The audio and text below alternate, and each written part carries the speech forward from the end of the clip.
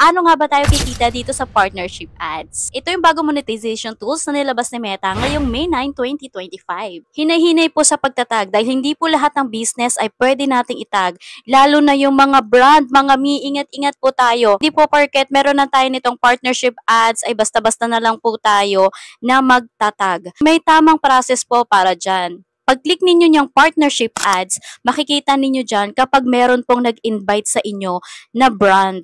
Doon na po mag-work yung partnership ads. Kailangan lamang po natin gawin ay mag-post ng mga videos, mag-share ng mga product reviews sa mga product na yon, pero wag po nating babanggitin muna ang mga brand ng mga item na gagamitin natin sa ating mga videos. Dahil remember, meron po mga brand, mga na bawal po nating banggitin dahil ma-flag content po tayo. Hindi po natin pwedeng banggitin yung mga yon, lalo na yung mga malalaking company, yung mga sikat na brand, hanggat hindi po nila tayo kinukuha as their collaborator. Wag po kayo basta-basta na magtatag na lang ng business or mag-i-invite as a collaborator sa inyong mga videos. Antayin nyo po na sila po yung mag-send sa inyo ng mga invitation. Kasi kahit anong tag nyo sa mga business na yan or sa mga brand na yan, kung wala po kayo naging kasunduan or if ever man hindi nila magustuhan yung inyong mga videos, i-decline lang po nila yan. Instead na mag-tag ng mga business or mag-invite ng mga collaborator, maglagay na lamang kayo ng hashtag. Pwede ninyong gamitin yung hashtag